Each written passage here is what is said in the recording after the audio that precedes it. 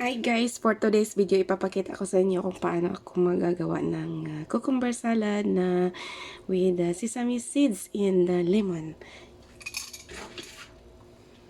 Meron tayong tatlong pirasong cucumber plus isang lemon. Then, meron tayong sesame seeds mga guys. So, try this. Ganyan lang tayo mga guys.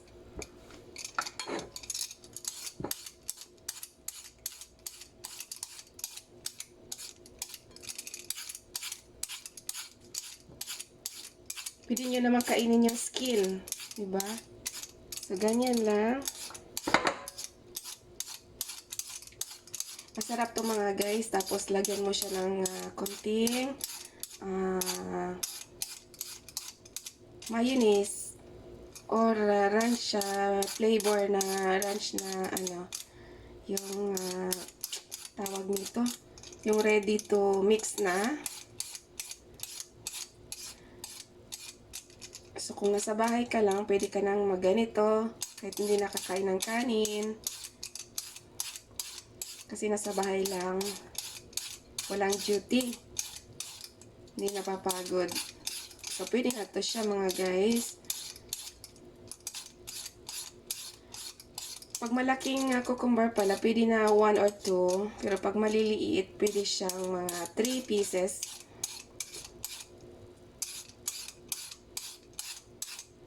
Ini-slice ko lang siya gamit ng ganito mga guys. O, diba? Simple lang. So, syempre, pagdating dito sa dulo, malambot na siya. So, pwede na. Pero mag-ingat lang kasi baka masugat ka din, Diba, ganyan yung niya, tsura mga guys. O, yan. Ganyan, kagaya dito. Yan. Nabibiyak na siya. Kasi malambot na at nakakain na siya ng anong tawag nito? Slicer ba ito mga guys? Grater, hindi ko alam. Basta, yun na yun.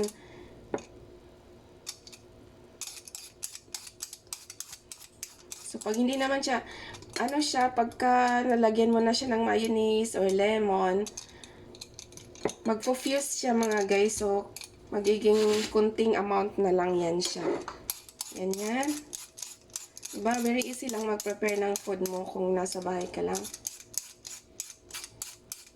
Try nyo din to mga guys. Hindi ka gugutumin. So, pang salad lang araw-araw. May iba naman na ginaganito pero ang gamit nila ay carrots. So, ako naman ay ginamit ko ang cucumber kasi may maraming cucumber. So, tsaka mura naman ang cucumber dito. Sa una pa lang na testing nyo mga guys, magugustuhan nyo na siya. Kasi dahil sa flavor ng sesame, tsaka ng flavor ng cucumber, tsaka yung sa lemon, tas lagyan mo ng konting salt. Salt to taste.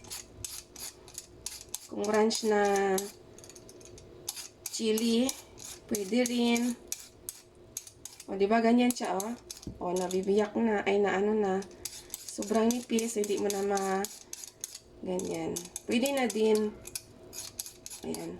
So, ngayon, ay malaki naman ang mga nakuha ko palang cucumber. So, dalawa lang ang gagamitin ko yan, mga guys. Yan. So, ayan na. Ready na yung natin, cucumber. So, may instant kainin na tayo. So, ngayon, lagyan natin ng nasa iyo na kung ilang kutsara ang ilalagay mong sesame seed. Basta ako ay mahilig talaga ako sa sesame seed, mga guys. Ayan. Spread out mo lang ganyan. So, isang tablespoon is okay na. Yan. Then, lagyan mo siya ng lemon.